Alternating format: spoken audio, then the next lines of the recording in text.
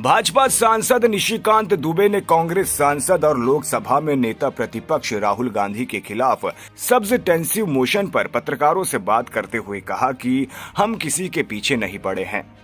कांग्रेस ने अपने कार्यकाल में समय समय पर सांसदों को निकाला, केवल राष्ट्रपति के अभिभाषण में हंगामा करने पर भी निकाल दिया। हम किसी के पीछे नहीं हाथ धोते। कांग्रेस ने जो किया, देखिए क्या है, वो लोग राजा हैं, हम रंक हैं।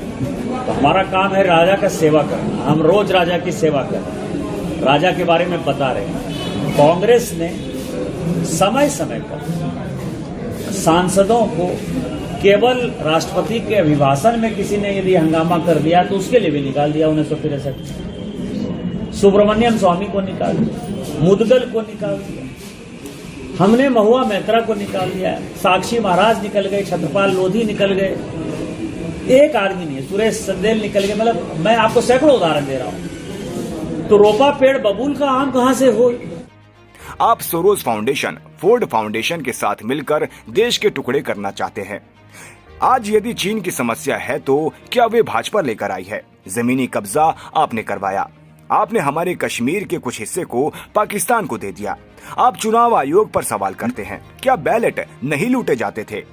आज ईवीएम है तो कम से कम बूथ की लूट बंद हो गई। आप सोरोस फाउंडेशन के साथ मिलकर, फोर्ड फाउंडेशन के साथ मिलकर, आप जो है यूएस एड के साथ मिलकर आप देश को टुकड़े करना चाहते हैं। जो आपके नाना ने किया, परनाना ने किया, पाकिस्तान बन गया। वास्तविकता यही है।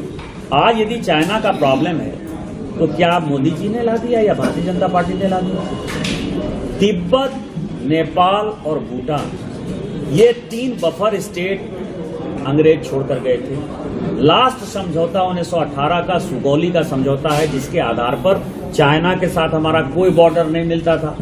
आपने तिब्बत को 1950-52 में मान्यता दे दिया तिब्बत को, और ले आए दलाई लामा को।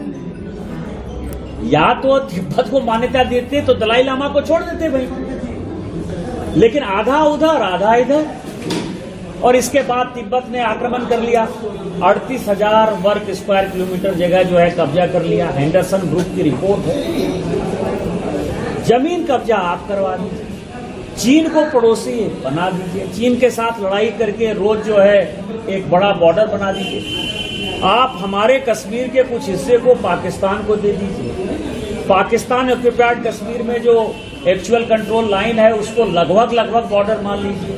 के बाद आप क्या करेंगे? इलेक्शन कमीशन, यहां जितने लोग मौजूद है उसमें कुछ लोग मौजूद हैं जिन्होंने की बैलेट से चुनाव देखा है। क्या बैलेट लूटे नहीं जाते थे?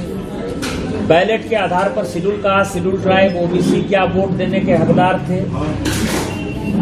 सारे बूथ लूटे जाते थे कि नहीं लूटे जाते थे? आज ईवीएम का यदि हो गया तो कम से कम वो बूथ लुटाई बंद हो गया। लेकिन आपको कहना है कि ये इलेक्शन एकदम फ्रॉड है, फॉर्जरी है। यदि पूरे चुनाव के ऊपर यदि आप क्वेश्चन करेंगे तो आप लोकतंत्र के ऊपर क्वेश्चन करेंगे। यदि पूरे चुनाव पर आप सवाल करेंगे तो आप लोकतंत्र के ऊपर सवाल करेंगे। अग्निवीर के तहत यदि 5 साल बच्चों का सेना प्रशिक्षण हो जाएगा तो इसमें क्या गलत है? प्रधानमंत्री को दुनिया के 50 देशों ने अपना सर्वोच्च पुरस्कार दिया है। दुनिया की कोई बैठक नहीं है जो आज भारत के बिना हो रही है। भारत आज चौथी से तीसरी सबसे बड़ी अर्थव्यवस्था की ओर जा रहा है। अग्निवीर यदि युवाओं को नौकरी देनी है, सिंगापुर जैसे कंट्री में, जापान जैसे कंट्री में सभी बच्चों को आर्मी की ट्रेनिंग जरूरी है।